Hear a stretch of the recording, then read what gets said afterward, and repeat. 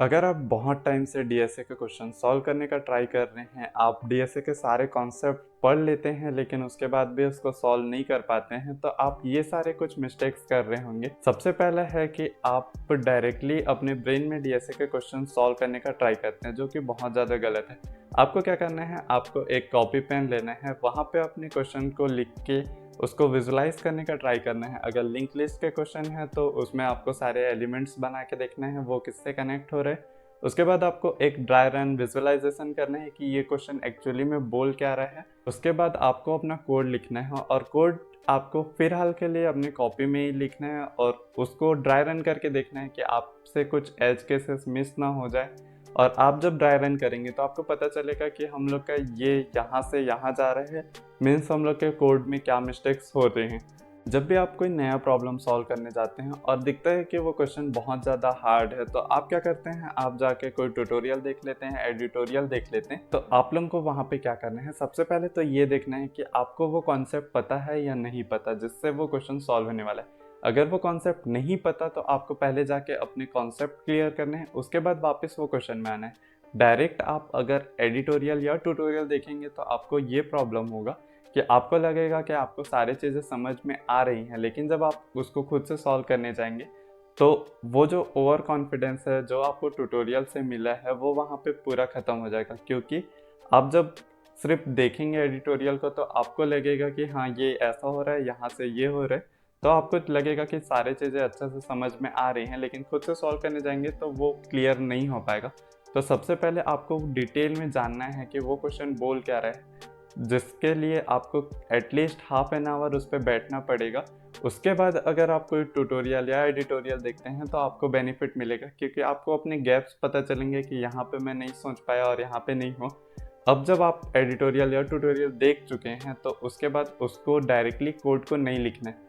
आपको क्या करना है, उसके सिमिलर क्वेश्चन जाके पहले सॉल्व करने हैं, उसके बाद उसको लिखना है। जब तक ब्रेन हम लोग का ट्रेन हो जाएगा कि एग्जैक्टली वो क्वेश्चन ना सॉल्व करके आप सारे वो पैटर्न्स को देख लेंगे कि ये वाले टाइप के क्वेश्चन सॉल्व करने के लिए हम लोग को ये वाला पैटर्न फॉलो करना पड़ता है। ऐसा करते हुए बहुत सारे लोग क्या करते हैं, सारे क्वेश्चन को मेमोराइज कर लेते हैं, पूरा याद कर लेते हैं, जो कि फिर से बहुत ज़्यादा गलत है। आपको क्या करना है, सिर्फ पैटर्न देखना है और उसको पूरा प्रॉपर समझना है।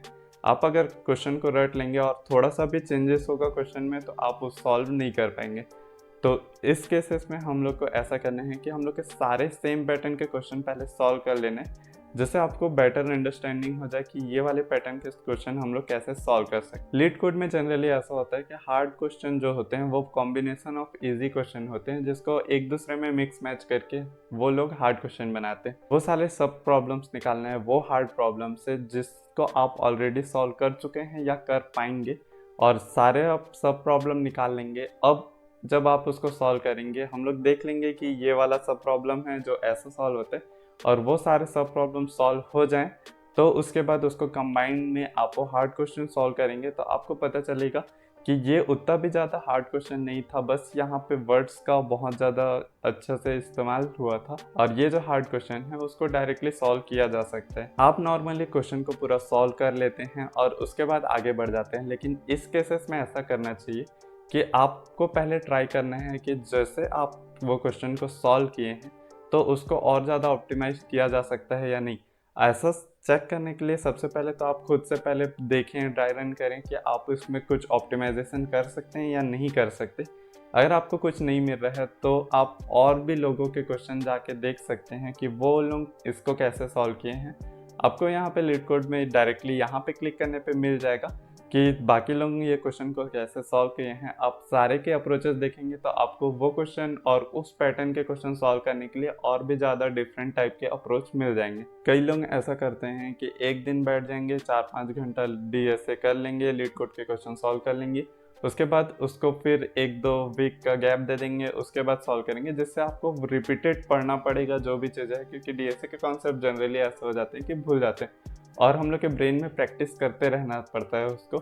तो हम लोग को जनरली ये करना चाहिए कि आपको डेली कंसिस्टेंट रहना है। मीन्स एक साथ 4-5 घंटा ना बैठ के आपको डेली 1-1 घंटा ट्राई करना है कि आप 1-1 घंटा डेली लीड कोड के क्वेश्चन सॉल्व कर पाएँ। अगर आपको लीड कोड के क्वेश्चन सॉल्व करने में कुछ भी प्रॉब्लम्स आ रहा है तो आपको ये चैनल में लीड कोड के डेली चैलेंजेस के पूरे सॉल्यूशंस मिल जाएंगे। आप उसको सब्सक्राइब करके रख सकते हैं। आप डेली चैलेंजेस को सॉल्व करने का ट्राई करें, कुछ भी प्रॉब्लम आ रहा है तब आके यहाँ पे ट्यूटोरियल देख लें, उसके बाद उसको फिर से जाके ट्राई करें।